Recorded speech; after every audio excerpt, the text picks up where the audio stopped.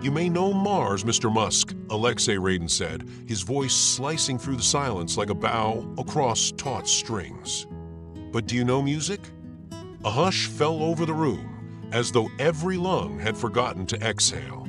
Then came the murmurs, soft at first, then growing into a rustle of disbelief and amusement. Elon Musk, seated alone in the third row, tilted his head ever so slightly. A few camera flashes lit the room.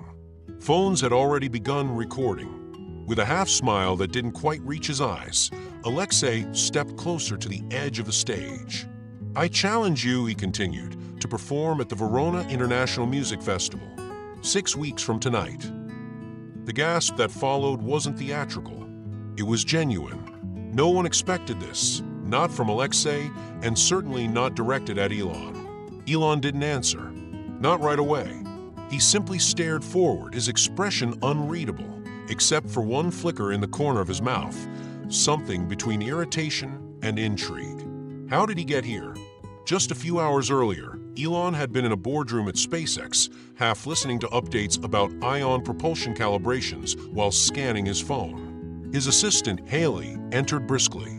"You need to leave in 15 minutes. Elon didn't look up. "Where?"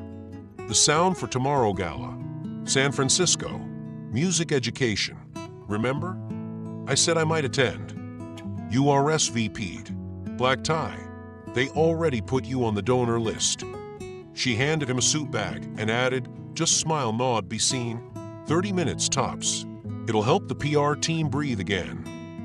He sighed but complied.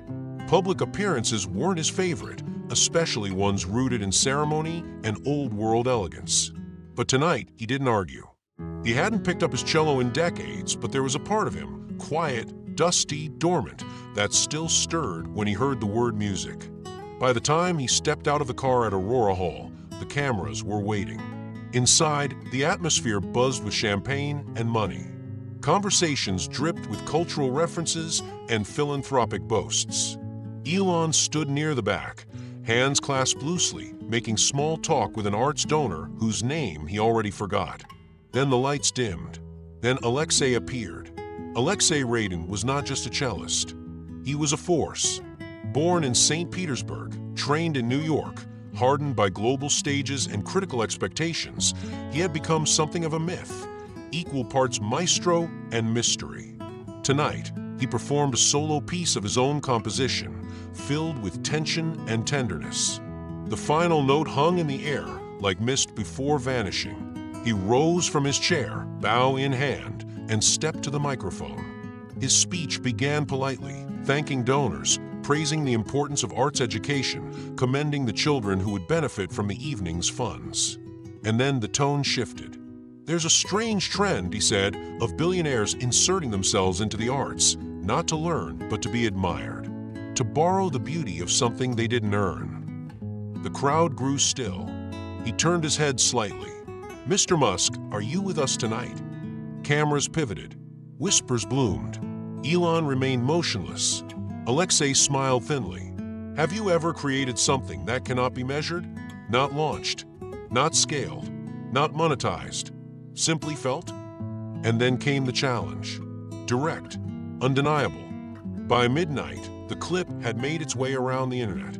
17 seconds of global combustion. On Twitter, #Musk vs. Radin trended alongside memes of Elon photoshopped with a cello, some dressed as Mozart, others exploding into orbit. One clip replayed the moment again and again. "You may know Mars, but do you know music?" The public was divided. Some called it art elitism. Others said Elon had finally met a challenge he couldn't optimize. The speculation exploded into news segments, podcasts, satire, and think pieces. And then, as dawn broke gently over the California coast, Elon, now seated in the corner of his private study, facing the ocean, lifted his phone, opened Twitter, and typed 2 words: "I accept." By breakfast, every major outlet had picked it up. Was this a marketing stunt? Was Elon bored again? Was he planning to disrupt the music industry next? Even Aleksei responded, "Welcome to a world without autopilot." No one knew what was coming, least of all Elon, because something had been stirred, not in the public, not in the media, but deep inside him. Something he hadn't touched in decades. Something more fragile than rockets, more dangerous than artificial intelligence. Something that couldn't be coded or launched or invested in. He didn't know it yet, but this wouldn't be a duel of pride. It would be a requiem. Dear viewer, if this story moved you, surprised you, or made you curious about what comes next, don't just scroll away like nothing happened. Leave a like, subscribe if you feel called to, and tell me in the comments. When was the last time you did something not to prove, but to feel? I read and respond every single reply, quietly, with gratitude. The conference room at SpaceX, often referred to internally as the Situation Room, was usually a place of precision, where strategy met execution, where graphs reigned and doubts were pruned with data. But this morning, something else filled the air. Not urgency, not even frustration, but confusion. And something just beneath it, fear.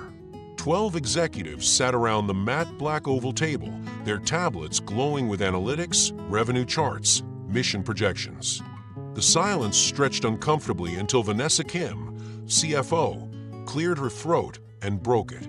There's been a 2.7% dip since last night, she said. Her voice was measured, but her eyes were not. Investors are interpreting this situation as a sign of instability. Which situation? Asked Jonas Patel, one of the lead engineers. The Mars simulation delays? The Hopper 6 misfire? No, Vanessa said, tight-lipped. The cello. A few around the table shifted in their seats. Someone sighed. No one laughed. Jonas leaned forward. The Hopper 6-engine test was supposed to resume this week. It's been delayed again. People are saying it's because Elon's too distracted to review the thermal variance model. That may not be true, but that's the story gaining traction. Vanessa nodded. And the Mars dome module, the design team claims they haven't had a sign-off because, and I quote, Mr. Musk's cello rehearsal. The words hung in the room like smoke from a fire no one wanted to admit had started. The doors opened without warning. Elon stepped inside. He wasn't late out of disrespect. He was late because he decided to finish a chapter in a book called Harmony and Structure, a modern approach to tonal theory. It was under his arm now, worn and filled with small paper tabs. He didn't apologize for being late. He sat. No one spoke. He glanced around the table, then opened the book gently, almost reverently, and began flipping through it in silence. Page after page, as if he'd forgotten anyone else was there. Finally, Derek Lin, head of propulsion systems, cleared his throat. Elon, we're just trying to understand. This music thing, is it real? It's very real, Elon replied without looking up. Then maybe it's worth reconsidering, Vanessa said carefully. From a leadership optics standpoint, if this challenge was issued to make you look unprepared, well, it's working. Not because you are, but because they believe you are. Several others nodded. Not hostile, just pleading. We've seen what happens when the media runs with something unfiltered, Jonas added. We don't want to lose control of the story, or worse, the mission. Elon closed the book. The silence returned. And then he spoke. When did we decide creativity was a liability? They stared at him. He wasn't smiling. When exactly, he continued, did this company decide that imagination is only acceptable when it fits inside a simulation module? No one answered. He looked directly at Vanessa. Did you play an instrument as a kid? Startled, she blinked. Yes, she admitted. Violin, from ages 6 to 11. Jonas. Piano, Jonas said slowly. I quit in high school. He moved around the table. You. Clarinet. Marching band, someone mumbled. Each one admitted it. Music had once lived in them. They had touched harmony, felt tempo, known what it was to breathe in time with beauty. And then they'd moved on. You all know what it feels like, Elon said quietly, to forget who you were. His voice wasn't dramatic. It was steady, matter of fact, almost intimate. That's why I'm doing this. He stood and walked to the whiteboard where launch dates and risk graphs were scribbled in dry erase marker. "It's not 6 weeks," he said, writing in big, deliberate letters. 5 weeks, 4 days. Then he turned back to them. "We move forward. With the cello. With Verona." Some exchanged glances. A few looked down. No one objected. Meeting adjourned. That night, Elon boarded the jet alone. No advisors. No press team. Just a leather case with the music theory book and a notebook filled with scribbles that looked nothing like code. He didn't go to another boardroom. He went home. His Malibu beach house stood as a modern cube of glass and silence. No staff. No noise. Just the sound of waves chewing gently on the shoreline and the occasional creak of sun-warmed floorboards. He didn't turn on the lights. Instead, he walked down the back hallway, the one rarely used. At the end, a small storage room, once a makeshift studio for his sons, now held forgotten things wrapped in time. He opened the door slowly. The scent hit him first: old fabric, sea salt, and something warmer. Rosin. There in the far corner, under a navy blue cloth that had faded to gray at the folds, stood a tall, narrow case. He approached it without hesitation. Unzipping it felt almost sacred. The sound of the zipper alone felt too loud. And then it was there. His cello. It was smaller than he remembered. Or maybe he had grown too much since those early Pretoria days when his mother had insisted he learn under a woman named Irina. He had hated the discipline, loved the sound. The wood was worn but not broken, the strings dull but whole. The bow was tucked carefully beneath the neck, like a quiet companion waiting to be called. He sat on the cold floor and placed the cello between his knees. The contact was immediate, like shaking hands with an old friend you had once loved and then abandoned. He didn't try to play it. He just held it, closed his eyes, and let the scent and the weight of it pull him backward into a part of himself he had buried in the layers of progress and steel and sky. The rosin, the wood, the silence, it was all still there, waiting.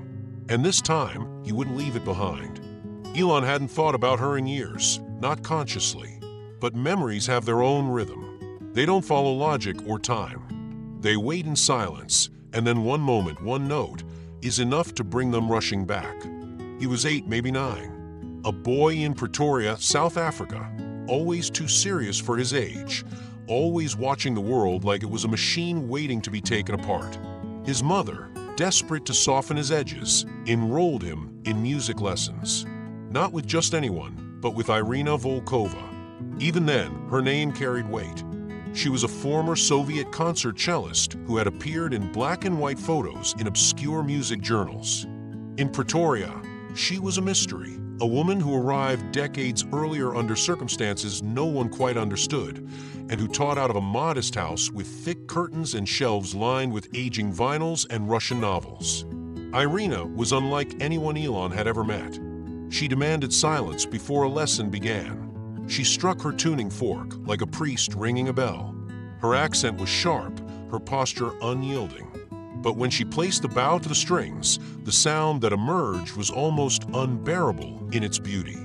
He studied under her for 3 years. Her discipline was legendary. No shortcuts, no improvising. Mistakes were met with long, quiet stares rather than correction. When she did speak, her words were precise, and they stayed with you. There is no truth in hesitation. You cannot play music you don't believe. Technique is not the point, it is the doorway. Those lessons shaped him more than he understood at the time. They taught him structure, patience, the dignity of repetition, the importance of listening, not just to sound, but to silence. He had hated her some days, loved her others, but he had never once doubted that she believed in him. Then came the divorce, the move to Canada. The cello was left behind, first in his bedroom closet and then in memory. There were other priorities now. Code, circuits, speed, innovation. Music became a relic, something soft he couldn't afford to hold. But now, as the strings trembled under his fingers again, as the bow sat beside him like an invitation, her voice came back like a ghost stepping out of silence. Again, with purpose. Don't reach for the note, become it. He reached for his phone. It was after midnight, but he didn't care. He called his mother. She answered, sleepy and surprised. "Do you remember Irina Volkova?" he asked. A pause. "Of course," she said gently. "You used to come home from lessons so quiet I thought something was wrong. Did you ever keep her address?" "I might have." He could hear her rising from bed, the rustle of old drawers being opened. "Why?" Elon looked down at the cello. "I think I need her." 15 minutes later, she found it, a yellowed scrap of paper inside an old journal with a San Francisco address scrawled in faded ink. No phone number, just the street. But Elon wasn't done hoping. He searched. A directory, a landline listing. There it was, I Volkova. His hands shook slightly as he dialed. The ring went on for a long time. He almost hung up. Then click. A voice. Crackled. Worn. Russian unmistakably. "Da." He froze for a breath. "Irina, it's Elon Musk." A silence. Then, with no hesitation, "I was wondering when you'd call." She didn't ask how he had found her. She didn't ask why it had taken so long. It was as if she had already guessed. "I heard what Aleksei did," she said after he mentioned the gala. Her voice was quieter now, like someone speaking in a church. "He humiliated me," Elon admitted. "Good," she replied. "You needed it." That silenced him. "I won't teach you unless you bring the cello. You still have it." "I do." "Then come tomorrow morning. Early. Don't be late. And don't come for revenge. Come to remember." She hung up. Elon sat for a long time, the receiver still in his hand. The room was dark, the ocean murmuring just outside the window. The cello rested across his lap like it had never left. For the first time in decades, he felt small again, not in defeat, but in reverence. He ran his fingers lightly across the strings. The old would sighed under his touch. Somewhere deep in his chest, something stirred that had nothing to do with pride or challenge. It was the boy who had once played in Irina's music room, the one who hadn't wanted to be great, only to feel. He pressed his palm flat against the instrument.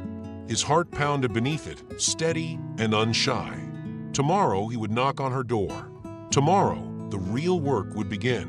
But tonight, he just sat there, listening. Elon stood in front of a weather department building tucked into a quiet corner of San Francisco's Richmond district. The neighborhood felt untouched by time. Small shops with faded awnings, rustling trees swaying softly above parked cars, and windows that glowed with the kind of yellow light people only get from living slow, careful lives. He climbed the narrow staircase slowly, cello case in hand, his pulse strangely audible in his ears. On the second floor, he found her door. The hallway smelled of tea leaves and old varnish. There were small cracks in the wallpaper, and a line of faded concert posters framed the outside of her apartment, names in Cyrillic script, yellowed with age. One had her picture, much younger, proud, defiant, holding a cello like it was a weapon. He raised his hand and knocked. The door opened partway with a soft creak. Irina Volkova stood there, wrapped in a long wool cardigan, her silver gray hair pulled into a precise low bun.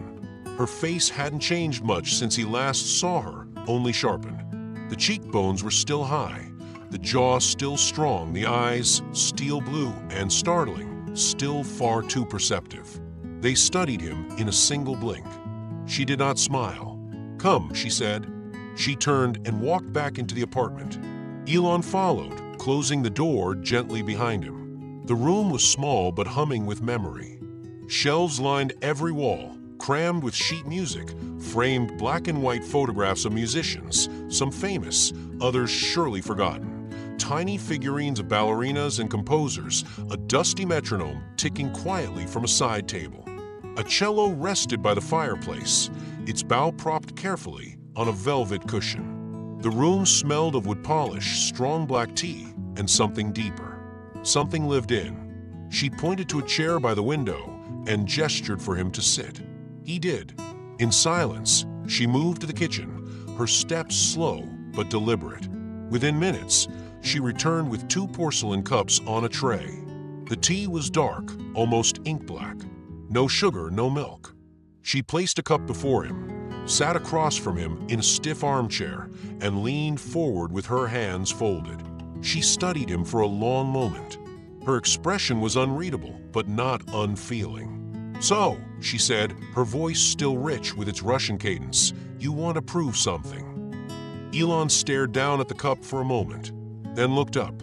"I'm not sure," he admitted. "Maybe. I just didn't want him to be right." She raised an eyebrow. "Aleksei." He nodded.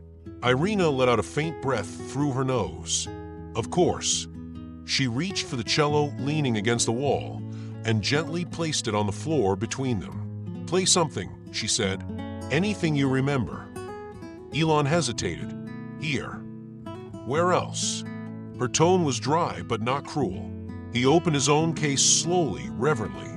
The cello still felt foreign in his hands, like a language he used to speak fluently but hadn't uttered in decades.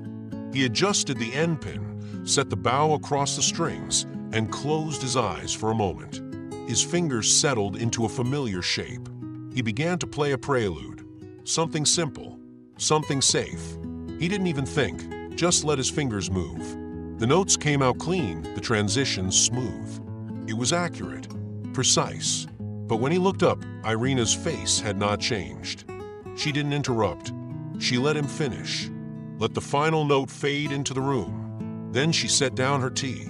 "You play like a machine," she said flatly. "Don't insult the cello like that."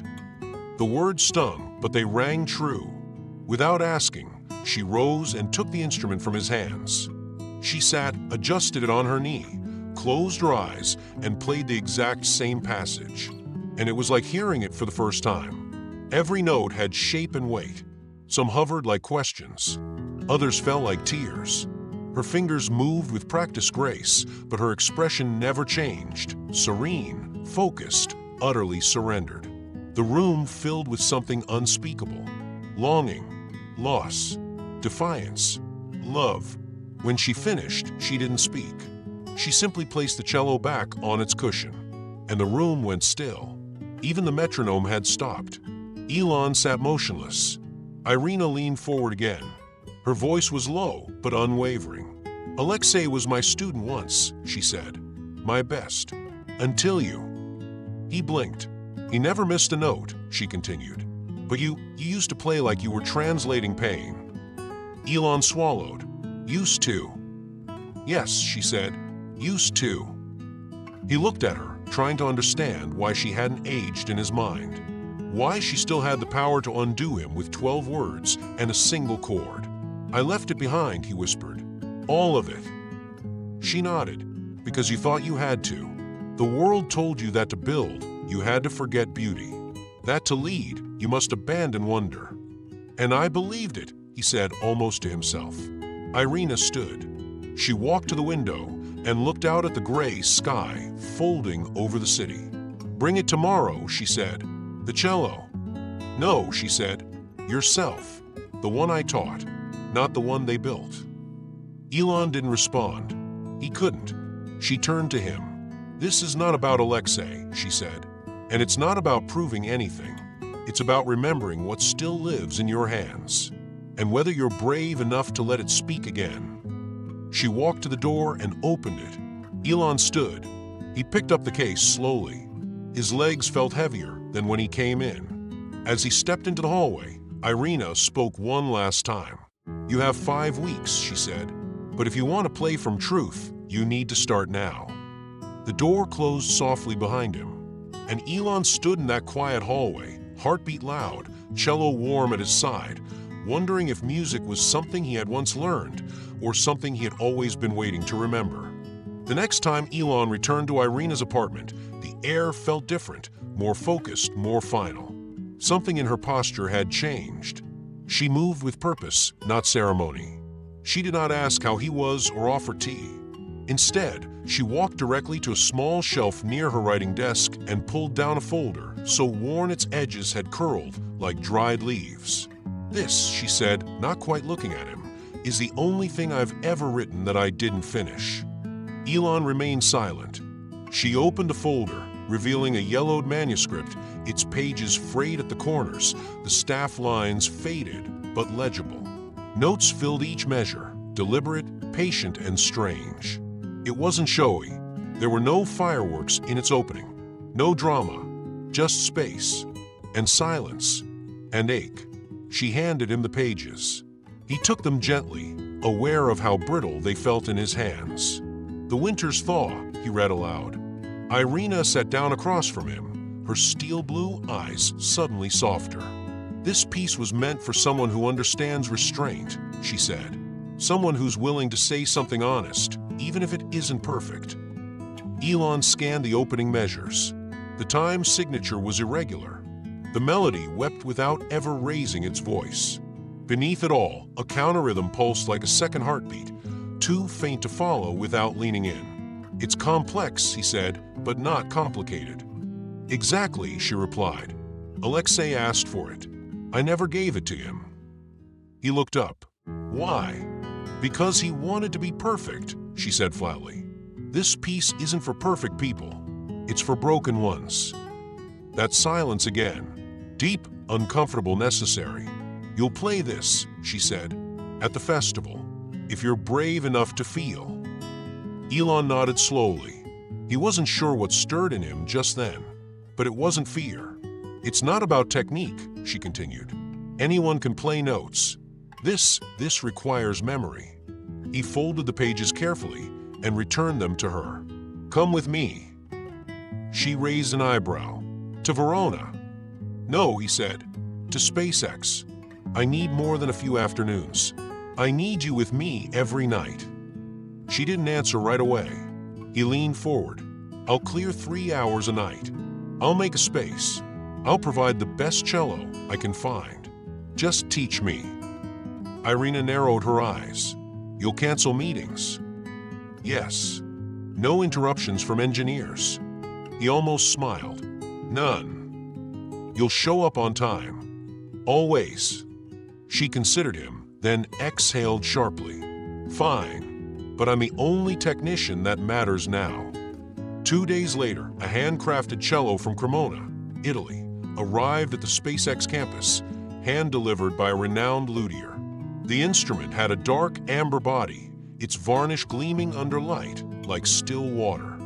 Elon insisted it be placed in the new music room he had ordered constructed in the North Wing, a soundproofed, softly lit space originally designed for astronaut sensory recalibration. Now, it would serve a different kind of mission. The walls were lined with acoustic panels and framed vintage posters of cello concertos. A digital metronome sat beside a lamp that emitted the warm glow of candlelight. There was no tech on the walls, no screens, no clocks, only a cello, a chair, and silence. Irina arrived that evening wearing her usual long cardigan and a look of unrelenting purpose. She stepped into the room as if it were a cathedral and stood there for a moment, inhaling deeply. She inspected the cello, nodded once. Then she looked at Elon, who was already seated. "You're sitting wrong," she said. He adjusted his posture. "Still wrong." He tried again. She stepped behind him and pulled his shoulders back, pressing lightly against his spine. "You carry rockets in your chest. Let them go." He obeyed. Slowly. Then came the bowing, the fingering, the breathing. "You're holding your breath," she snapped. "Stop controlling it." He exhaled. "Now begin." The first note cracked. The second rang flat. The third didn't come at all. She said nothing. He started again. This time the passage was cleaner, but stiff, robotic. "You still think this is about accuracy," she muttered. "It isn't. Music lives in what you withhold." He tried again, and again, and again. Hours passed. His fingers began to ache. His shoulders tightened. The room felt smaller, but he didn't stop. Not once. Irina remained seated, her gaze fixed on his hands. Occasionally, she closed her eyes, mouthing each measure as if hearing a ghost beside him. "Again," she would say. Then, "Too cold." Then, "Better." Then, "Not yet." The session ended at 1:47 a.m. Elon's fingers were swollen. His shirt was damp at the collar. He sat motionless, eyes closed, bow resting on his knee. Irina stood. "Same time tomorrow," she said, walking to the door. She paused, glanced back, and added almost kindly, "You've begun." The next week followed a rhythm stranger than anything Elon had ever built. From dawn to dusk, he remained the CEO, reviewing satellite data, signing off on thermal reports, pacing the floor of mission control with practiced certainty. But after hours, when the campus grew quiet, when the engineers filed out and the control panels dimmed, he returned to the music room. And there, he became something else. Not a leader, not a disruptor, just a man trying to remember how to feel. And every night, Irina Volkova sat across from him, not as a mentor, not as a friend, but as a mirror, reflecting back the emotion he still kept buried beneath logic and legacy. The lessons were not just technical. They were emotional surgeries. Each passage revealed a memory. Each note tested his honesty. And as he played the Winter's Thaw over and over again, something began to shift. Not in the music, but in him. In a cramped newsroom in Manhattan, the fluorescent lights buzzed faintly above the din of clicking keyboards and the smell of burnt espresso. Lena Moriyama, senior music correspondent for The Current, had just closed out an article on a lost Stravinsky manuscript when her editor, Thomas Granger, appeared at her desk like a storm cloud in a blazer. "Need you on something bigger," he said, dropping a file in front of her. "Title's already set, Elon's cello stunt, art or ego." Lena blinked. "You're serious?" Granger leaned in. "If it's fake, call it out. If it's a publicity game, tear it down. You've got 24 hours. She opened the folder. It wasn't much, just viral footage from the gala, a few blurry photos of Elon carrying what appeared to be a cello case across the SpaceX campus, and a growing stream of speculative commentary. One post read, "Billionaires can't buy soul." Another, "I'd pay to see him try to vibrato."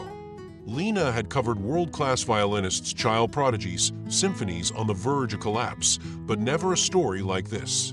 She tilted her head, rereading the transcript from the gala. "You may know Mars, Mr. Musk, but do you know music?" She stared at those words for a long moment. Then she closed the file and stood. "Book me a flight to LA," she said, grabbing her coat. "I'll take it from there." Meanwhile, in the glass towers of SpaceX headquarters, another kind of storm was brewing. Behind a closed door on the top floor, the executive team gathered for a second emergency meeting in as many weeks. Screens showed market fluctuation graphs, project delay dashboards, and news clippings filled with cello-related memes. There was nothing funny about the expressions in the room. Vanessa Kim, CFO, stood at the head of the table, arms crossed. "Investor confidence is down 3%, she said. "They're seeing this as an artistic distraction, or worse, a slow unraveling." A younger VP nodded grimly. "We've had to halt testing on the Mars Dome simulations again, and the Orbital Relay Group says they've pushed delivery by another month. They haven't had final clearance on the module design." A murmur swept the room. Then the doors opened. Elon walked in, calm and unsmiling, wearing a dark gray shirt with sleeves rolled up. His presence didn't quiet the room, it sharpened it. He didn't sit. "I know what you're thinking," he said. "You think I'm distracted, that I'm letting something unserious eat up my focus." No one disagreed. He let the silence hold. "Let me ask you something," he continued. "Is your worry really about the mission, or about me changing?" Another silence, a deeper one. "Because I am changing," he said. "And maybe that's the point." He turned to Vanessa. "Do you still dream?" She blinked. "Excuse me. Do any of you?" Elon asked, turning slowly to look around the room. "Do you still dream at night about things that have nothing to do with rockets or numbers or product reviews?" No one answered. "That's what this is," he said. "A dream I left behind. And I'm trying to see if I can bring it back, not for press, not for attention, but because somewhere along the way, I forgot how to feel anything that can't be measured." He let the words settle, then walked out, leaving the room in a kind of stunned stillness. That evening, just before the sun disappeared into the Pacific, Elon sat alone in one of the west-facing conference rooms. Sheet music was spread out in front of him, the notes from the Winters, Thaw half-marked with graphite lines and faded eraser streaks. He was tracing a particularly complex passage when his assistant tapped at the door. "There's someone here to see you," she said. "He doesn't have an appointment." Elon didn't look up. "Who?" "David Navarro." Elon's eyes flicked upward. David Navarro, CEO of Astral Systems, a rival aerospace firm, and one of Elon's oldest friends. They'd once shared a garage full of rocket prototypes and late-night arguments over gravitational wave models. Now they shared quarterly battles for satellite supremacy and a kind of mutual respect that survived despite competition. David stepped in, dressed in a dark coat, carrying the same knowing smirk he'd had for 20 years. "You look like someone who hasn't slept in a week," he said. Elon gestured to the papers. "I've been learning how to phrase grief." David sat across from him. For a moment, they said nothing. Then David leaned forward. "You know the industry's whispering, right? They think you're cracking under the weight." Elon nodded. "Let them." David studied him. "This about Radin?" "No," Elon said. "It's about me." David raised an eyebrow. "I'm not walking away from leadership," Elon continued. "I'm walking towards something I left behind." He tapped the music. "This piece, it's not just a composition. It's a mirror, and it's showing me everything I didn't want to see." David sighed and leaned back. "Then frame it that way. Publicly. Call it a creative outlet. Soften the blow." Elon's gaze didn't waver. "I'll tell them it's personal. But the core of this, the process, the piece, what it's awakening, I'm keeping that private." David stood. "Just don't forget the world's still watching. And not everyone wants you to succeed." Elon smiled faintly. "That's how I know I'm doing something real." As David walked out, Elon returned to the music. He played the next passage in his head. And for the first time since Verona was named, it made him feel something he hadn't expected. Peace. The cello arrived in silence, encased in a weathered black case that bore the faint scars of time and travel. The courier, solemn as a priest, wheeled it into the sealed rehearsal studio at SpaceX and nodded once before leaving without a word. Elon stood beside Irina, watching intently as she knelt and opened the latches with the care of someone handling an ancient relic. The air in the room seemed to still. The instrument inside was breathtaking. A masterwork from Cremona, its varnish glowed like honeyed amber in the studio's soft light. The curves of the cello were fluid, impossibly smooth, that would age just enough to resonate with history. Irina turned it slowly in her long, veined hands, eyes narrowing at each seam, each curve. Then, finally, a single nod. "It will do," she said. That was her version of a standing ovation. That night, Elon began his training. A private studio had been constructed near the SpaceX research wing, a soundproof haven tucked among the drone simulators and prototype labs. No engineers were allowed entry. No cameras. Only Elon, Irina, and the cello. Irina wasted no time on ceremony. "Sit," she said. "Now play, and do not look at me until you mean it." Elon obeyed, gripping the bow like a command module joystick. His first few strokes were clean, mathematically precise. But the sound that came out was bloodless. "No more autopilot," Irina barked. "You want to play this piece? Feel cold, then thaw." Each session was a test of endurance. She stripped him of every comfort, every learned efficiency. No metronomes, no simplifications. She banned sheet music for entire sections, forcing him to internalize the score by heart. His bow hand cramped. His fingertips cracked. By the fifth night, blood had soaked through the calluses. During a rare break, Irina handed him a small tin of ointment. She knelt beside him, her fingers surprisingly gentle as she dabbed the balm onto his raw hands. "You won't break," she said, "but you must soften, or this cello will never forgive you." The words lodged somewhere deep. That night, after she left, Elon sat alone and watched videos of Aleksei Radin's performances. One by one, he studied them, Radin in Berlin, in Tokyo, in Prague. Each concert was technically immaculate, every note a calculated marvel. But something felt absent. Elon paused one clip and whispered almost to himself, "He doesn't bleed for it." The following evening was brutal. After a grueling day troubleshooting SpaceX's orbital relay systems, Elon arrived late, exhausted. His hands trembled. His bow slipped twice. Midway through a passage, his wrist seized up. He stopped. The room went still. For a long time, he said nothing, just breathed unevenly. Then he sat down in the corner, cello still in hand, and stared at the floor. His eyes glazed, but no tears fell. It wasn't sadness. It was frustration, vulnerability, a feeling of being profoundly unprepared. Irina walked over, took the cello gently from him, and placed it back in its stand. She looked at him, expression unreadable, and walked out without a word. That silence haunted him. At sunrise, Elon returned. No message, no entourage.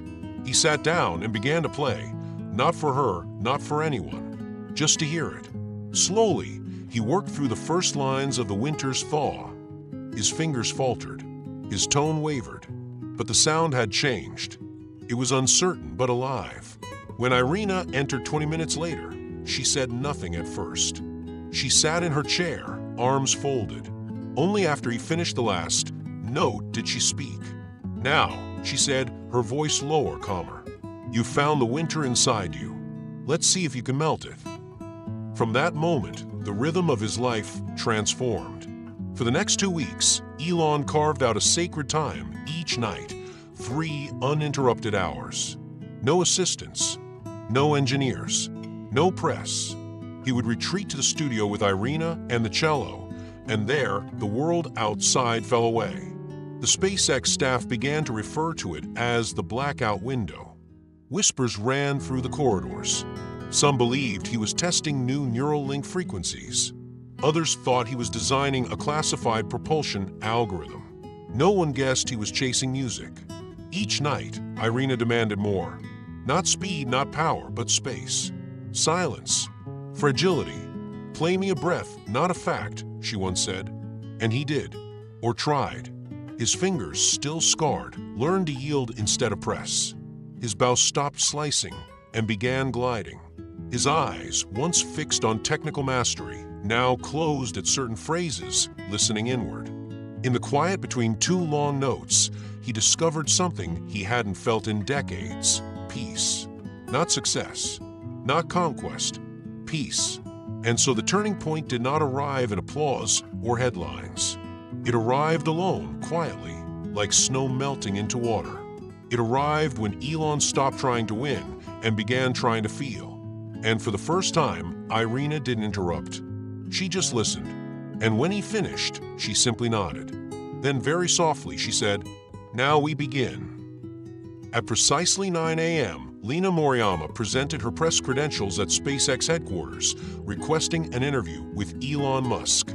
The receptionist smiled politely, disappeared into the back office, and returned moments later with an apologetic nod.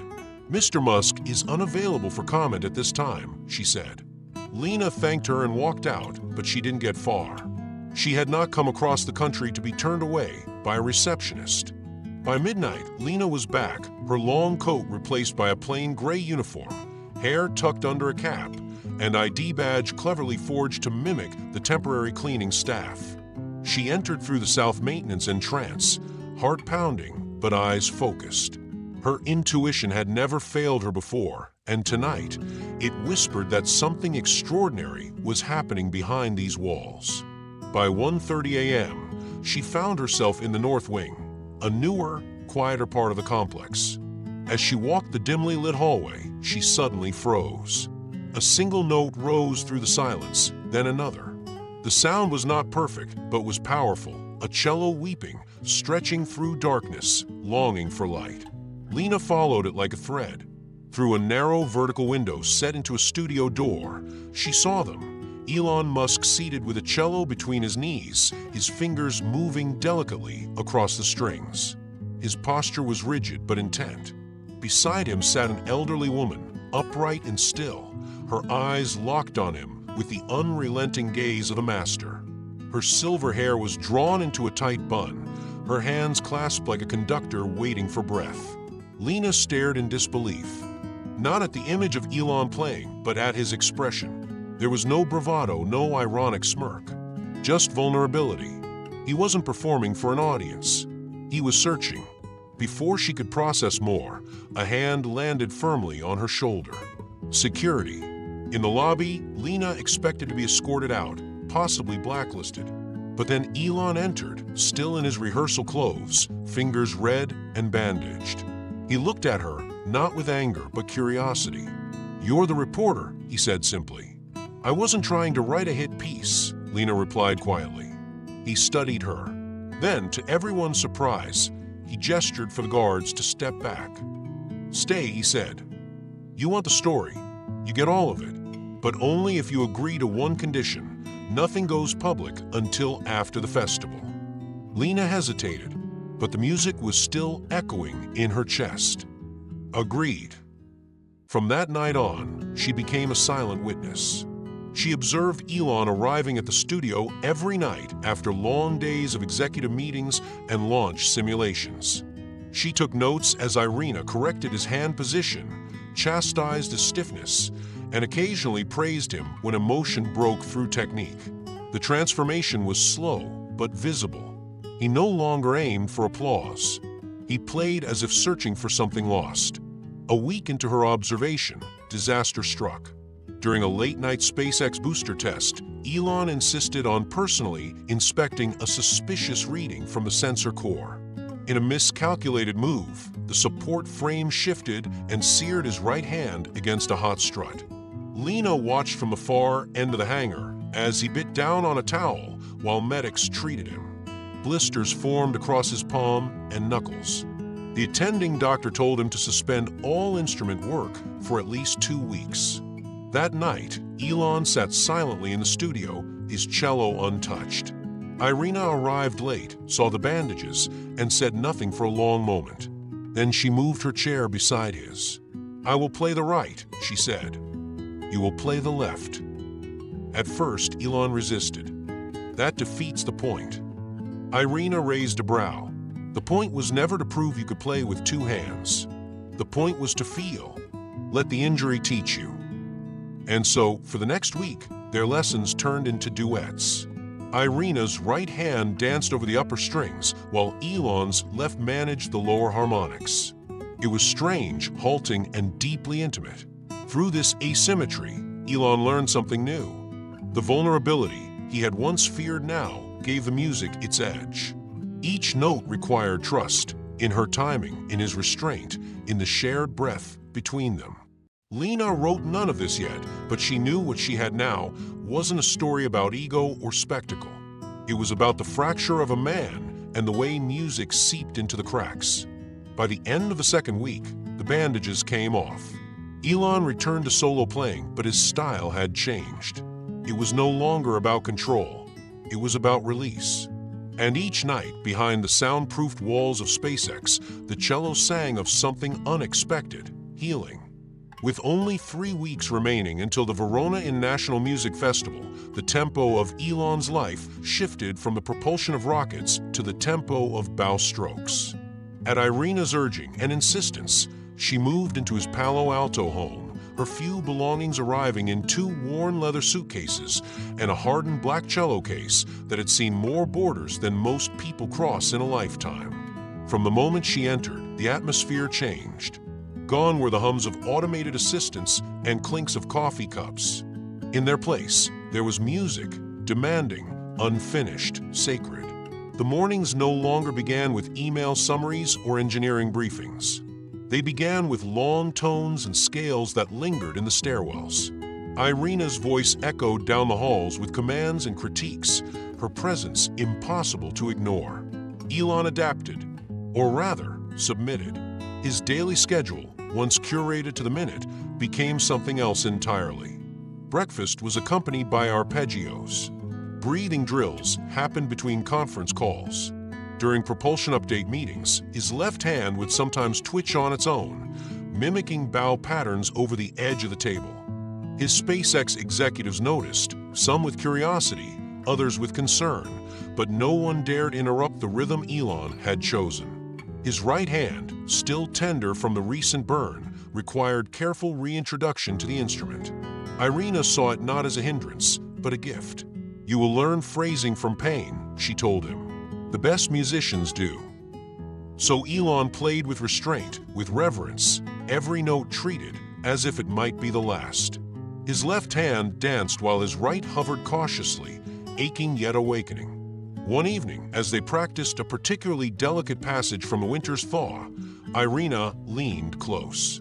Her voice softened, not into kindness, but precision. "Play as if the strings are the skin of someone you love," she whispered. Elon's eyes flickered. He took a breath and began again. The sound that followed was different, not louder, not sharper, but truer. And Irina, for once, did not interrupt. Lena Moriyama, still living in the guest house just off the main courtyard, observed everything. She kept her distance, her notebook never far from her side, its pages increasingly filled not with judgment or angles, but with questions, impressions, moments. She never published, not yet. Her instincts told her the story wasn't finished. Or perhaps it had only just begun. Elon changed visibly. His movements slowed, his speech tempered. He no longer filled every silence with speculation or strategy. He listened. He paused. He contemplated. And when he played, those silences became part of the music. Then came Aleksei Radin's announcement. On a Thursday morning, the cellist released his program for the festival. A suite of technical marvels, Shostakovich's Sonata in D minor, Ligeti's Sonata for solo cello, and a commissioned contemporary piece known for its brutal bowing and dissonant climbs. It was a lineup designed to dominate, to dazzle, to remind the world exactly who he was. The media responded as expected, glowing headlines, classical blogs hailing it as a master's reminder, orchestras posting tributes. Talk shows speculated about Elon's readiness, often with sarcastic undertones. Memes returned. So did the pressure. Elon said nothing. He simply practiced.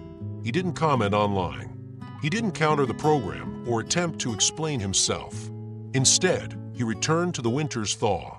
Night after night, he immersed himself in its shifting textures and quiet griefs.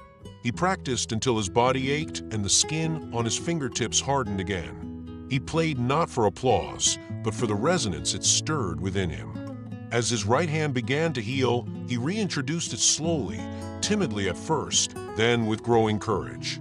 He didn't chase precision. He sought meaning. He leaned into dissonances instead of correcting them. He explored silences between measures like he was mining something buried. Irina noticed. One afternoon, as sunlight bled through the living room window and cast shadows across the floor, she stopped in mid-phrase. Her eyes glistened, just for a moment. "Now it sounds like your story," she said. Elon froze. He lowered his bow, not because he was tired, but because he was full. Breathless, not from strain, but from something more elusive. Truth. He nodded slowly. In that moment, he understood something fundamental. This wasn't about defeating Aleksei. This wasn't even about proving himself. This was about remembering who he was before the rockets, before the stock prices, before the satellites, before logic replaced longing. The rest of the day passed in a quiet unlike any other. Elon canceled his afternoon calls. He walked through his garden without shoes, letting the warm stone paths ground him. That evening, he and Irina didn't practice. They just listened to recordings, to the wind, to the cello leaning against its chair, still humming from the day's work. Irina, sipping tea at the far end of the porch, finally spoke. 3 weeks, she said, and now you've finally begun. Elon didn't reply. He didn't need to. The sacrifice had already been made. The resolve had already taken root. The cafe in Los Angeles was hushed, almost reverent, nestled between old brick buildings that carried the charm of a forgotten decade. The rain outside whispered against the windows, the world temporarily blurred beyond the glass. Inside, the warm light softened the edges of the moment. Lena Moriyama sat across from Aleksei Radin, her recorder quietly blinking red between them, though she hadn't needed to press him yet. The man, once so composed and untouchable in interviews, was already unraveling. "I need to ask the real reason," she began gently. "Why Elon?" Aleksei stirred his espresso in slow circles, his silver hair slightly damp from the rain. He looked older than the photos, less the commanding performer and more the man beneath the stage lights. He didn't look at her when he answered. "Because someone needed to remind him," he said. "Remind all of them, really, that art isn't something you can innovate. It demands sacrifice." Lena waited. She knew when not to interrupt. "My training under Irina," he trailed off, then set the spoon down with finality. "It was holy, sacred, and she gave it to me completely until the day she vanished." He finally looked up, and his steel blue eyes flickered with the pain of old wounds. "She disappeared in 1989. No warning, no goodbye. I was barely 17. At first, I was furious. Then I thought maybe I wasn't enough." Lena leaned forward. "Did you know why she left?" Aleksei shook his head slowly. "Rumors, whispers, but nothing solid. I searched for her, hired people, traced old colleagues. Then I gave up." "She helped your family defect from a Soviet Union," Lena said carefully. He froze. "She forged documents," she continued, "used underground contacts, risked everything." He didn't blink. "How do you know that?" "Because I spoke to her," Lena said softly. "Yesterday." Aleksei recoiled slightly, as though her words had cracked something in him. "She's alive." "Yes." "And she's with Elon Musk." "Yes." "Training him every night." He stood abruptly, knocking over his chair. Patrons turned. He ignored them. "She chose him." Lena rose calmly. "It's not about choosing." She said she believes in both of you. He laughed once bitterly. "Belief? She abandoned me. I gave my life to her methods." Lena stepped closer. "And so did he. You should see his hands."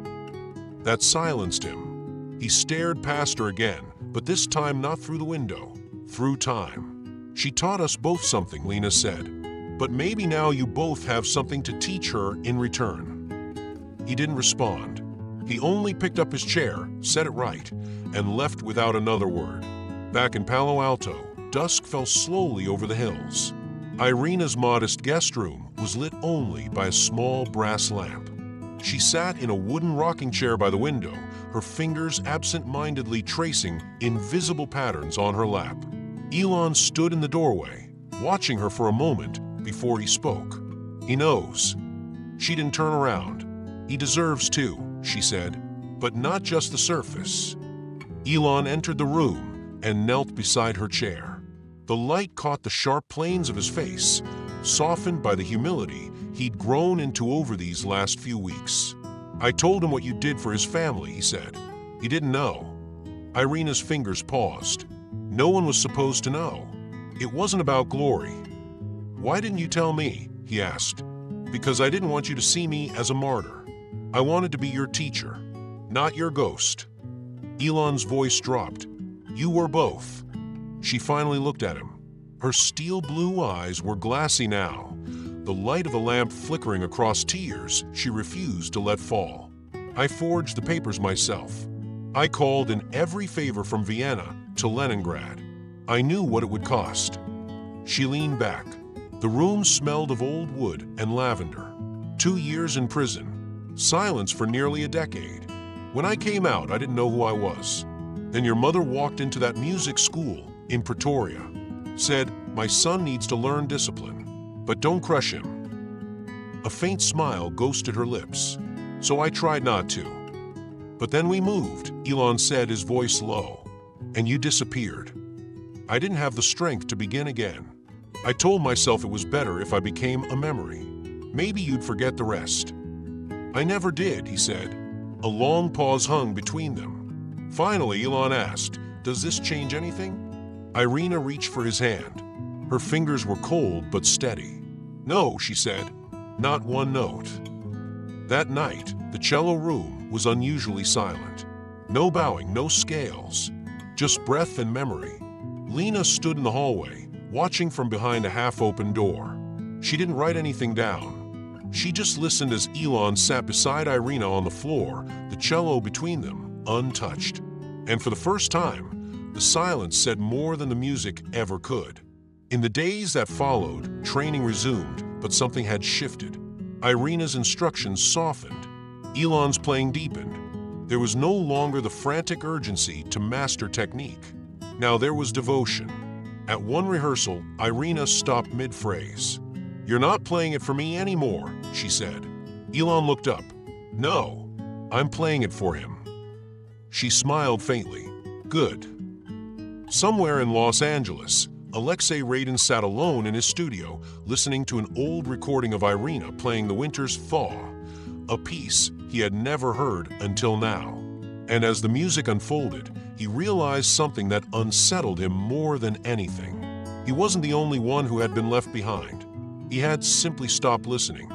And now, for the first time in years, he pressed record, not to prove anything to the world, but to answer a sound that had once saved his life. The past was no longer a wound. It was a bridge, and someone was walking across it, slowly, carefully, carrying a cello, toward forgiveness. That night, the fire in Elon Musk's Palo Alto home crackled low, more embers than flame, casting a soft, amber light over the quiet living room. The cello sat untouched on its stand by the window, its silhouette like the outline of a story not yet finished. Irina Volkova and Elon sat nearby in silence. No music, no rehearsal, no agenda. Only presence. Irina sipped her tea slowly. Her silver-gray bun held firmly at the nape of her neck, though wisps had begun to escape, softening her usually austere frame. She was dressed in a long navy coat, her posture regal even in fatigue. Elon sat across from her, elbows on his knees, gaze fixed on the dying fire, as though trying to read something written in the dance of the coals. "When I was young," Irina began softly, "I believed excellence was the only defense against cruelty. In the old world, you performed perfectly or you disappeared." Elon nodded slowly, saying nothing. "But perfection without heart," she continued, "becomes its own kind of exile." She looked at him, her eyes steel blue and still sharp but not hard. "I see that danger in you. I saw it in Aleksei once." She reached into the pocket of her coat and pulled out a small velvet pouch, the color of deep garnet. With the same deliberate care she used to tune strings, she placed it in Elon's hands. He opened it and found a simple brass pocket watch, aged but not broken. The glass was a little foggy, the metal dulled by time, yet it ticked steadily, faithfully. "It belonged to Aleksei's grandfather," she said, "a musician, a dissident. He gave it to me the night I fled. He said, 'Take this with you. Time carries everything we can't.'" Elon turned the piece over in his palm, running his thumb along the engraved back, a swirling design, the kind you don't find anymore. "I want you to place it on your stand during the performance," Irina said. "Not for Aleksei, for what was almost lost, for everything we tried to carry forward when the world said no." Elon's eyes burned, but he did not cry. Instead, he closed the pouch again and held it to his chest for a long, quiet moment. The next morning brought a chill wind to the Palo Alto hills. The sky, once bright and blue, had grayed slightly, subtle but symbolic. As they packed the cello into its custom case, Irina adjusted her coat with care, then stood upright with a quiet dignity that refused to waver. "I have strength left," she said, smoothing the front of her jacket. "Enough for this." They traveled by car, Elon, Irina, and Lena Moriyama. Lena sat in the back seat with her camera bag unopened beside her. She filmed nothing, took no notes. Her presence was not as a journalist now, but as a witness. She watched Irina's reflection in the window as they drove, watched Elon's profile steady itself, as if his bones were aligning with his intentions. San Francisco greeted them with a coastal hush. The air at the Verona International Music Hall smelled of polished wood and distant rain. Technicians buzzed with quiet focus. No one approached Elon. They had been instructed not to disturb the preparation, not for protocol, but for reverence. At the final dress rehearsal, the theater was mostly empty. a handful of stagehands, a sound engineer, and Lena sat in the back row. Elon took the stage slowly, not in hesitation but in care. He set the cello down with practiced tenderness. Irina followed him onto the stage, moving slower now, but her spine unbending, her chin lifted like a lighthouse. He took his seat. She placed the small velvet pouch on the edge of the cello stand and whispered, "Let it remind you." Then she stepped away, just beyond the spotlight, and watched. Elon began with silence. He did not lift the bow immediately. Instead, he placed his hands gently on the cello, allowing his breath to settle, as if asking permission from something older than himself. The first notes of the winter's thaw emerged not like declarations, but like memories being uncovered. His right hand, once bandaged and brittle, now moved with deliberate restraint. His left hand, hardened by endless drills, carried the soul of the piece. The music was slow at first, raw. Then it grew, not in speed, but in depth, each note a confession. Passages of grief, followed by pauses so vulnerable they felt like open windows in a storm. The cello didn't sing, it remembered. It longed. Irina sat motionless in the shadows, one hand on her heart, the other gripping the edge of her chair. By the time he reached the final note, the room felt breathless, like it had been holding its lungs for the entire duration. When the note faded into silence, the echo lingered, not just acoustically, but spiritually. A stillness that felt like reverence. Elon didn't bow. He simply looked toward Irina, then down at the pouch on the stand. In the back of the theater, Lena blinked quickly, her throat too tight for words. Irina rose slowly, walked to the stage with measured grace, and took the cello from his hands. Then she placed a soft hand on his shoulder and whispered just loudly enough for him to hear, "Now you can begin." Behind the stage curtains, hidden in shadows near the far exit, a tall figure stood watching, arms crossed, posture rigid. Aleksei Radin. He didn't applaud. He didn't move. But something in his face, once so carefully composed, had shifted. His lips were pressed into a firm line, his eyes unreadable, but no longer cold. He watched a little longer, then turned and walked away. Unseen, unheard, but not untouched.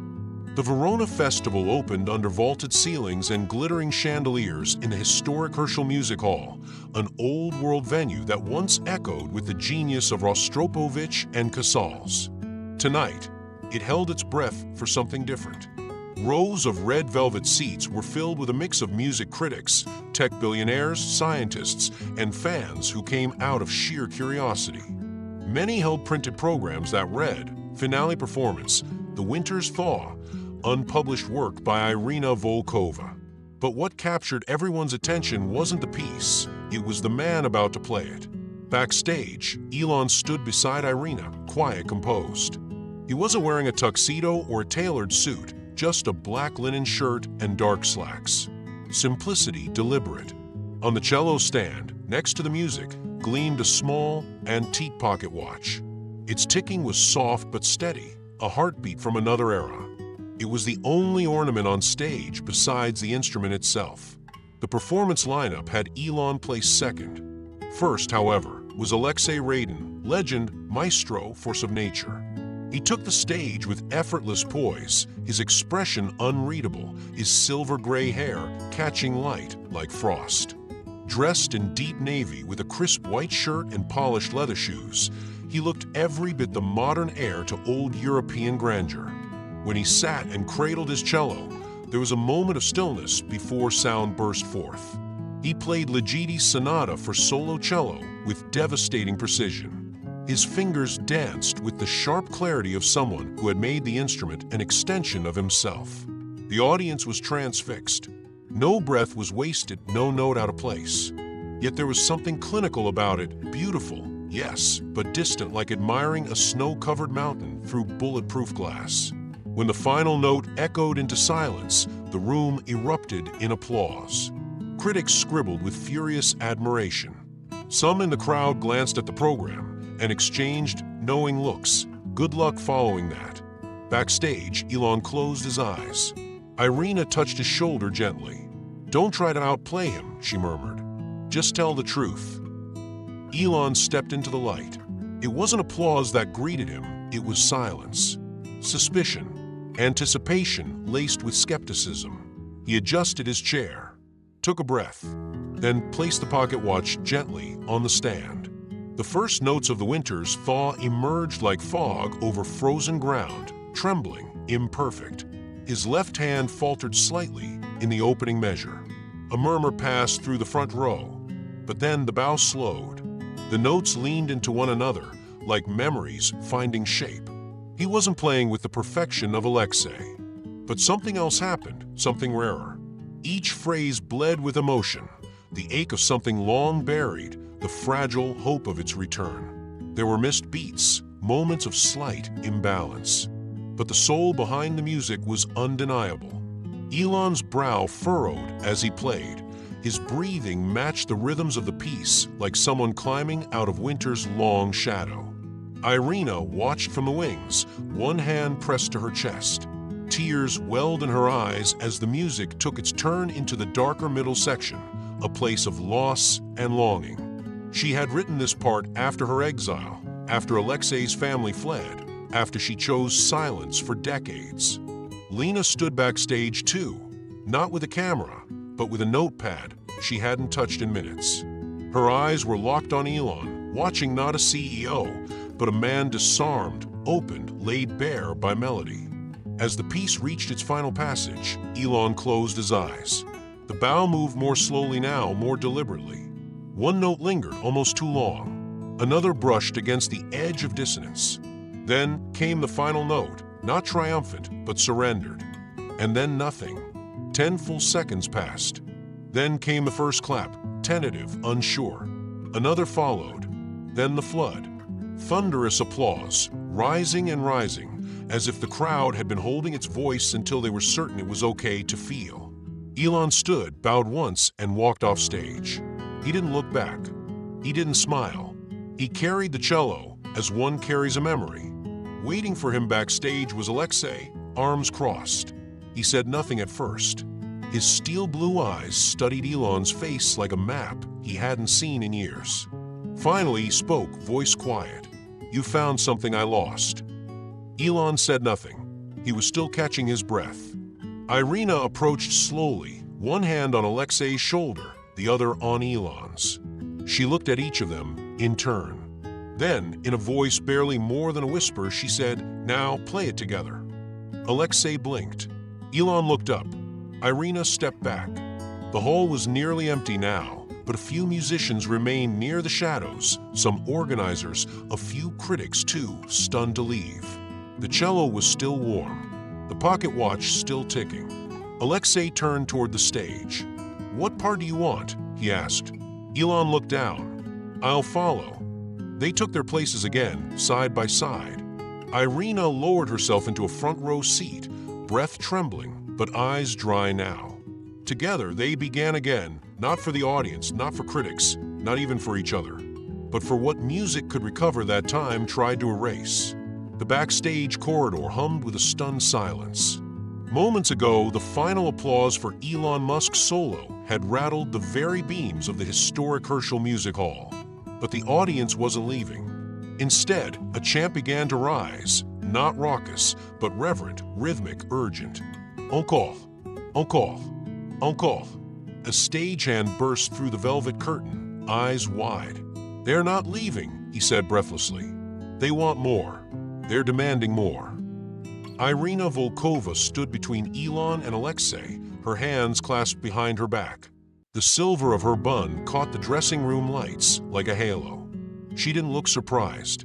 She simply turned to the two men, her voice even and firm. "You'll play together," she said. It was not a suggestion. Aleksei glanced at Elon, then at the pocket watch gleaming in Elon's hand, the one Irina had given him, the one Aleksei had not seen in over 3 decades. "I wasn't expecting this," Aleksei murmured.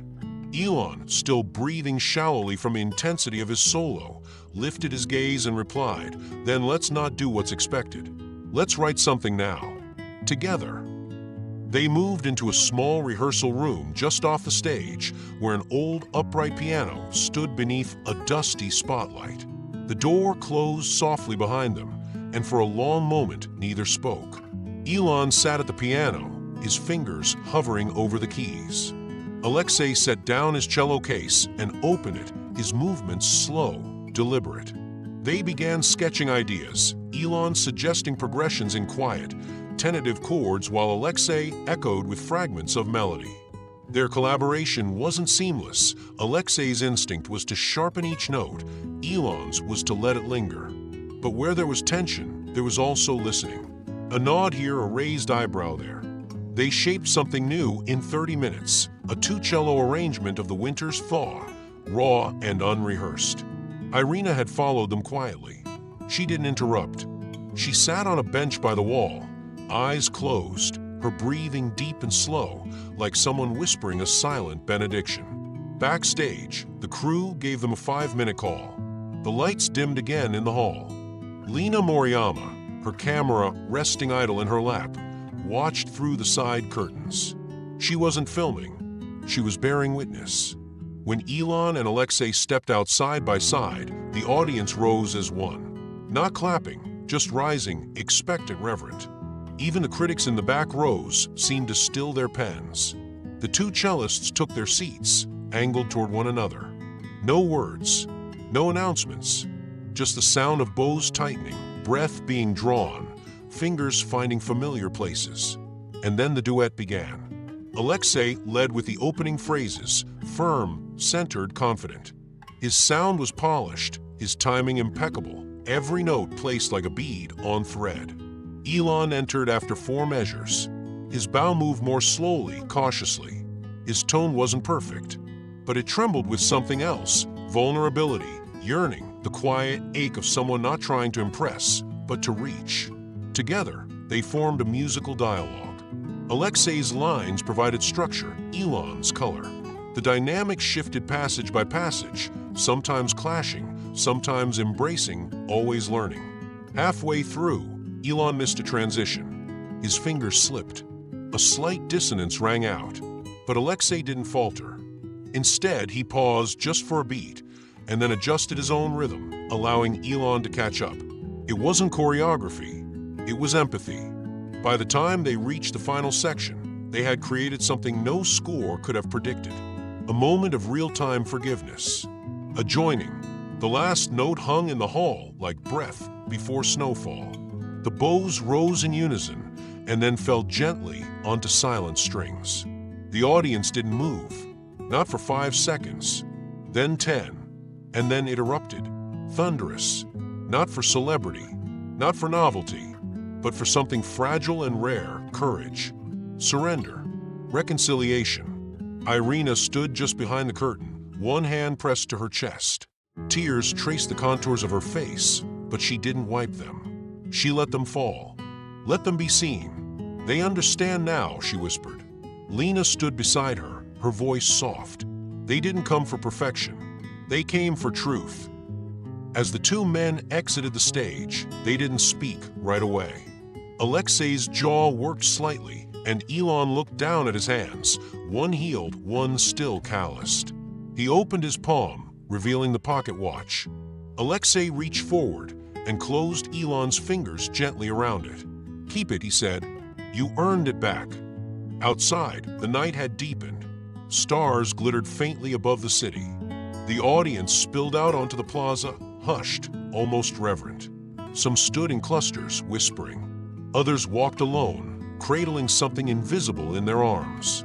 Backstage, the 3 of them, Elon, Aleksei, and Irina, sat once more in the rehearsal room. No cello, no notes, just a shared silence, filled now not with distance, but with understanding. For the first time in decades, Irina allowed herself to lean against someone. Her head rested gently on Aleksei's shoulder, while her hand remained wrapped in Elon's. Not as teacher, not as judge, but as witness to the moment music became memory. Backstage, the applause from the duet still trembled faintly through the walls, a fading echo of something unforgettable. In the hushed glow of the dressing room's amber lights, Aleksei sat with the pocket watch in his hands, its weight unfamiliar, yet deeply known. This was supposed to be gone, he murmured, more to himself than to anyone else. Irina Volkova sat across from him, her back straight despite the fatigue lining her frame. Her fingers were clasped lightly in her lap, the tendons like threads of a score too long held. "Your grandfather gave it to me," she said, her voice slow and deliberate. "The night I fled Russia." Aleksei's gaze snapped up. "You never told me that." "He came to the border checkpoint," she continued, her words steady but laced with memory. "He handed it to me, as if it were no heavier than air. 'This will be needed later,' he said. 'Keep it close, even if it's the only thing you can keep.'" She glanced at the floor for a moment, as if trying to see the path behind her. "And I did, even when the KGB seized my papers. Even when I crossed into Vienna with nothing but that night's clothes and a cello wrapped in blankets." Aleksei turned the timepiece over in his palm. The case, though weathered, still gleamed in places. The hands inside moved smoothly, ticking with the unfazed rhythm of things that refused to be broken. "You were my world," he said suddenly. The words hung in the air, tender and dangerous. "When I was 14, you weren't just my teacher. You were the only person who saw anything in me." Irina didn't blink. "I saw what you were already becoming." "Then why did you leave?" His voice cracked now, soft and broken. "I woke up and you were just gone." Irina closed her eyes. For a long moment, she didn't answer. The silence pressed against them, not awkward but heavy, like the pause before a last note. "Because I couldn't risk being found," she said at last. "Not while your family was still escaping. Your father's name had appeared in the wrong ledgers. Your mother's cousin had already been arrested. If they found out I was in contact with your family, training you, loving you like my own, it would have ruined everything." Aleksei's lips parted as if to protest, but no words came. His hands trembled slightly over the watch. On the edge of the room, unnoticed until now, Elon remained quiet. He stood by the wall, his expression unreadable, as if absorbing each phrase like a chord progression meant for him too. "And so you just vanished," Aleksei said finally. "No letter, no explanation. For decades I thought maybe I had failed you." Irina exhaled, a breath that trembled at the edges. "You never failed me. I only failed time." Her voice shifted then, no longer burdened but resigned. "I suppose there's one more thing I need to say before it's too late." Both men turned toward her, instinctively bracing. "My doctors found it 6 months ago," she said, her tone clinical, but her eyes already wet. "A cluster in my pancreas. It's moved. Liver now, bones likely. Months, not years." Aleksei froze. The watch dropped into his lap with a muted clink. "I didn't want to be pitted," she added quickly, "or watched while I withered. I wanted one more performance. Not mine, yours. Both of yours." Elon stepped forward slightly, the words finally pushing him out of his stillness. "You should have told us." Irina met his gaze, unflinching. "I needed you to find what you lost. Separately at first, then together. That's the only way anything real is born, from the fracture, not from the symmetry." Aleksei bowed his head, the muscles in his jaw tightening. "You deserve more," he whispered. "A grand farewell. A theater full of your music. Not this curtain call in a borrowed green room." "I never wanted a stage," Irina replied. "I wanted a bridge." She reached out, her thin hands extending like the opening of a sonata, and took both of theirs, one hand aged and calloused from years of mastery, the other healing, raw from effort and renewal. Her fingers enclosed them as though sealing a pact not of sound, but of forgiveness. "There was a time I thought I'd die forgotten," she said, her voice quiet now. "But tonight I heard you. Both of you. That piece wasn't perfect. It was human. Alive. And that's how I want to go." None of them spoke for several seconds. The watch ticked between Aleksei's knees. The faint hum of the audience, still dispersing beyond the backstage walls, gave the room a strange serenity. Irina looked at Elon. I was harder on you than I meant to be." "I needed it," he said softly. She turned to Aleksei. "I was softer with you than I should have been." "I needed that too." A half laugh escaped her lips, half laugh, half sob. "Then maybe I did all right after all." Elon looked at Aleksei.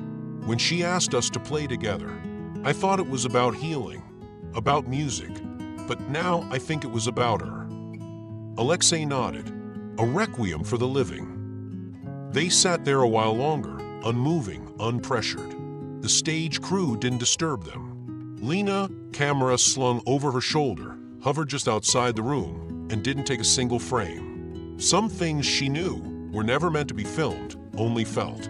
As the evening waned and the night cooled the corridors, Irina leaned her head back against the wall and closed her eyes, a small smile playing at the corners of her mouth. "Music," she whispered, almost inaudibly. "It did what words never could." And in the hush that followed, the silence was not empty, but whole. The morning light in Palo Alto was slow to warm. Dew clung to the glass panels of Elon's front porch as the wind stirred the trees in whispering arcs. The day had the hushed stillness of something about to shift. At 8:07 a.m., a courier arrived, dressed in a plain navy uniform, holding a slim envelope sealed in dark red wax. "No markings, no sender." Elon met him at the gate, still in a white undershirt and flannel pants. The courier said nothing, just nodded, handed him the envelope, and left.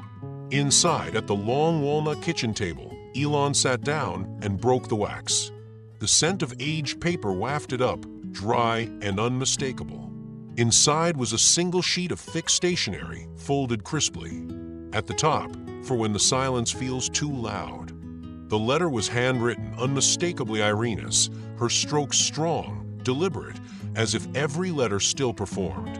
"My dear Elon, if you are reading this, it means time has done what time always does. But I hope it has also healed. There's music that cannot be taught, only endured, then released.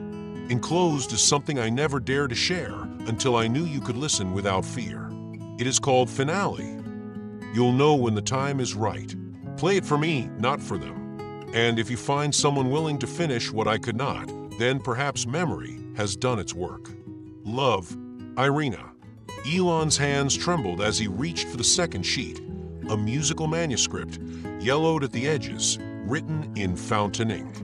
The handwriting had changed here, older, thicker script, arpeggios like waves. And the title scrawled at the top in Cyrillic, Finale. He blinked at the staves, confused at first by the architecture of it. It was not Irina's hand, and yet it felt like her voice. Haunting chords swelled in his mind as if summoned from memory. Later that afternoon, he drove the manuscript to Aleksei's hotel, the city still wrapped in fog. When Aleksei opened the door, he was in a robe, reading a worn copy of letters to a young poet. Elon said nothing, just extended the score. Aleksei scanned the title page, then sat down as if struck. "This," he murmured, fingertips brushing the notes. "This is Rachmaninoff." He flipped pages slowly, reverently, then froze at a bar line. But no, this can't be. This sonata was rumored, unfinished, maybe sketched during his exile. The last pages were believed lost in the war.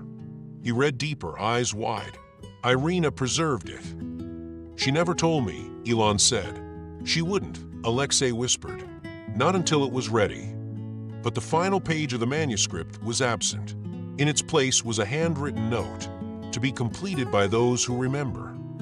For a long while, neither of them spoke. Then Aleksei stood. "When she passes, we'll finish it." Elon nodded. "And play it. Together." By the following week, Irina's condition had declined. She no longer left her bed but insisted on being surrounded by silence, except for music. Lena came daily, no longer with her camera, but with groceries and warm hands. She washed Irina's hair, rubbed her shoulders, sometimes read to her in Russian, even though she didn't speak it. On her final good morning, Irina looked out the window toward the sycamore tree and said quietly, "Leave the curtain open. Let it take me gently." She died with her hands folded across her chest. On the nightstand, a dried camellia, a photo of young Aleksei, and a sheet of blank music paper. The memorial was held 2 weeks later in a small dome hall outside San Francisco. The walls were curved like a cello's body, warm with tones rippling under candlelight. No stage, no program, only 2 chairs at the front and a single empty one draped in black. Lena stood at the entrance, greeting each guest with a quiet nod. She did not record a second of it. Elon and Aleksei entered through a side door. Neither wore tuxedos, just simple black suits, open collars, no ornaments. On the music stands in front of them, the manuscript of Finale with a final page penned by their own hands. The audience waited without applause, and then the music began. Aleksei's opening line was velvet and ice, precise, deliberate. Elon answered, bow shaking slightly, his right hand still learning the language of nuance. Together, they wove Irina's final breath into sound, mournful, bold, incomplete yet yearning. The second movement was theirs. You could hear the grief, yes, but also gratitude. A musical bridge between generations, tempered by distance and rejoined by memory. As the last note faded, no one moved. Some wept, some simply closed their eyes, and Irina's chair remained still and luminous in the candlelight. In the weeks that followed, the world asked questions. Journalists called. Musicologists speculated. One major magazine offered Elon the cover story. He declined, always gently. Irina said the music was the point, he told Lena, not the story. Aleksei withdrew from concert life entirely. He returned to Budapest, where he began offering masterclasses free of charge. Students said he played less but listened more. Elon returned to SpaceX. His teams noticed a difference, not in efficiency, but in tone. He paused longer before answering, took meetings on long walks. Once, after a successful rocket landing, he stood alone outside the hangar for almost an hour. The cello traveled with him, not to stages, to silence. It stood in his office corner, like an old companion. Every few nights, when the engineers had gone home, he would sit by the tall window and play. Not to prove, not to perfect, but to remember. 3 months later, under the hush of a pale spring morning, Irina Volkova passed quietly in her sleep. There was no final gasp, no dramatic gesture, only a profound stillness that settled over her room like the final rest of a long-held note. A cello bow rested beside her bed, the wood polished smooth from decades of use, its horsehair frayed slightly at the edges. On the table next to it was a single page of music, handwritten, marked in red pencil, "Breathe here." News of her passing spread quietly but quickly. The invitations to her memorial were handwritten, just as she would have wanted.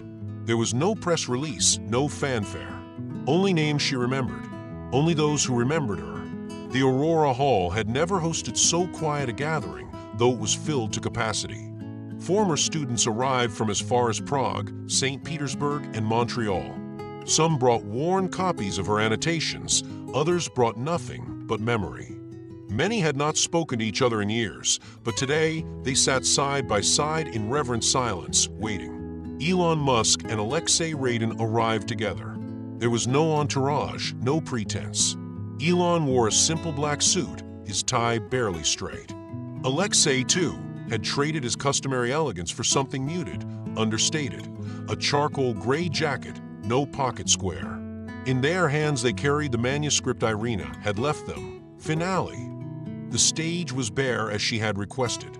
No flowers, no banners, just 2 chairs, 2 cellos, and her portrait framed in dark walnut, softly lit from above. In the photograph, she was seated by a window, looking past the camera, one hand resting gently on her bow, the other cradling a sheet of music. Her eyes held that same unflinching steel blue gaze, one that had haunted and inspired so many. When the lights dimmed, no one spoke. The rustle of programs ceased, and an expectant stillness filled the room. Elon and Aleksei walked to their chairs in unison, neither making eye contact, their movements mirrored like reflections. The first notes were tremulous, delicate as breath. They did not announce themselves. They entered the space between silences and slowly expanded outward. Each phrase bore the weight of absence, of something unfinished, of something beloved now gone. Elon's bow trembled slightly at first, but Aleksei's presence anchored him. The grief in their playing wasn't sharp or overwhelming. It was deep, almost tender, like tracing the edges of an old scar. As the piece unfolded, the room held its breath. The cellos wove together in mournful harmony, rising, receding, swelling again. The audience heard not just music, but Irina's story, in pauses in glissandi, in bow strokes that lingered too long. Her discipline, her distance, her devotion, all of it had found a voice in this final duet. And then, midway through the performance, they reached the blank page. A soft intake of breath moved through the audience like a current. This was the moment everyone had read about, whispered about. The page left intentionally unfinished, marked only with Irina's note, to be completed by those who remember. Elon and Aleksei paused, and then, without speaking, they began again. It was no longer a composition, but a conversation. Aleksei offered a gentle phrase. Elon answered, tentative at first, then sure. Their music wove together, exploring, hesitating, finding footing. The new melody emerged like a memory half forgotten and suddenly recalled. It did not strive for perfection. It searched instead for truth. At times their bows collided slightly, rhythms misaligned, but neither faltered. Instead, they adjusted, adapted, listened harder. Irina's voice seemed to echo in the rests between phrases. Not her literal voice, but her presence, her exacting standards, her warmth withheld, her faith in what lay dormant in her students. When the final note came, it was not grand. It was not loud. It was a single sustained tone, held between them, the resonance stretching past the limits of the hall. The bows lowered at once. The silence that followed was cathedral deep. No one clapped. Not at first. No one moved. Then a single figure in the second row stood. A former student from Warsaw, now gray-haired himself, clasped his hands before him. One by one, the rest of the audience rose, not applauding but honoring. The tribute was not for a performance, but for a life. Off stage, Lena Moriyama wiped her eyes silently. Her camera remained off. Outside, the rain had begun, a gentle mist falling across the city, softening the lights, dimming the world into quiet reverence. Elon stood near the doorway, cello case in one hand, eyes turned upward. "We did it," he murmured. Aleksei joined him, slipping his hands into the pockets of his coat. "She never left. She's in the sound." They stood together for a long moment, shoulder to shoulder, not needing more words. And in that space, after grief, after music, after truth, they were no longer competitors, no longer the boys who had tried to earn her favor. They were simply her students and sons. Weeks had passed since Irina's memorial, but Elon still felt her presence in subtle ways, the scent of resin lingering near the cello, the soft indent her slippers had left on the hallway rug, the quiet ticking of the pocket watch on his stand. Life at SpaceX had resumed its forward thrust, but inside him, something had slowed down. Not stalled, just listened more. Then one afternoon, a small envelope arrived, cream-colored and sealed in crimson wax. He recognized the handwriting instantly. Irina's sharp, graceful script, etched with care. No return address. No note on the outside. Just his initials again, EM. Inside was a single sheet of manuscript paper. The missing page. At the top, in her hand, the title, Finale. Beneath it, a simple melody unfolded.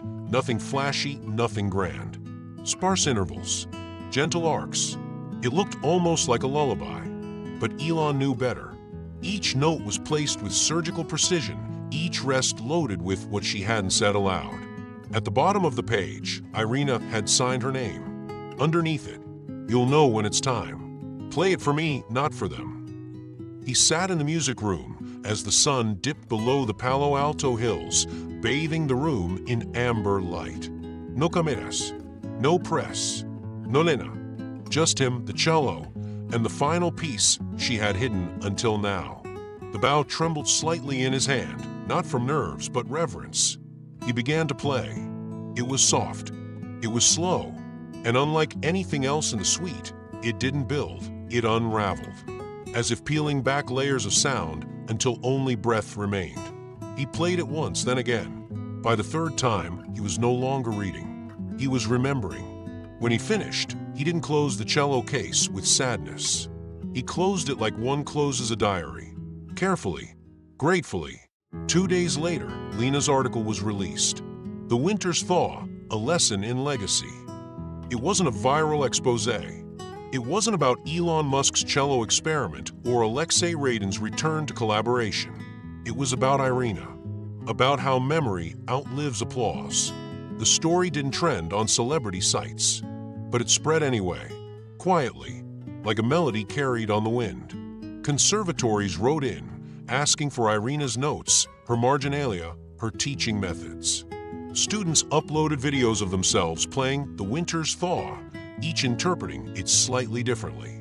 In the comments, strangers connected not through technique, but through feeling. And the manuscript of Finale? Elon released it freely. No copyright, no publisher, just a note on the last page, as Irina had written, to be completed by those who remember. Musicians across the world began adding to it, one phrase at a time. A child in Kyoto added a bridge. A cellist in Finland composed a reprise. A grieving father in Argentina wrote a coda. Each version slightly different, none definitive. Legacy, it seemed, had no finish line. Aleksei, once a fixture on stages from Vienna to New York, stepped away from the spotlight. He began teaching again, offering private lessons to students who couldn't afford formal training. He wore no tie, accepted no payment, and sometimes sat in silence for long stretches between notes. "Play me a question," he would say, not an answer. Elon returned to his work at SpaceX, but something had changed. He listened more during meetings. He noticed pauses. He asked engineers what music they liked before he asked what code they'd written. And quietly, he built something new on campus, a small, soundproof studio with wood panel walls, a modest upright piano, and single inscription by the door. Studio I for unfinished songs. No one made a big deal of it, but word spread. Engineers would stop by after hours. Interns left behind guitar picks on the shelf. Even janitors brought in harmonicas or old violin cases. The sound that came from inside wasn't always beautiful, but it was always real. The pocket watch never left Elon's cello stand. He didn't wind it anymore, but it kept ticking. Irina's legacy didn't live in fame. It didn't echo in record sales or televised tributes. It thrived in the private moments of creation, in the courage it took to try, in the humility it took to start again. And the cello? Elon didn't play it for audiences anymore. He played it for himself, for her, for the breath between notes. One day, a visitor from Norway arrived at studio, carrying an old cello case. He opened it, revealing a scuffed but beloved instrument, and asked, "Do you accept submissions for the finale?" Elon smiled, gestured to the blank staff paper stacked in the corner, and said, "Always." That night, after everyone had gone, he sat alone in the studio. He didn't play the whole suite, just the final page. The notes rang out clear and true, still Irina's, but now also his. And now, dear viewer, I ask you gently, where in your life is there a note still waiting to be played? Leave a comment below and share a memory this story awakened in you. I read and respond to each one with care.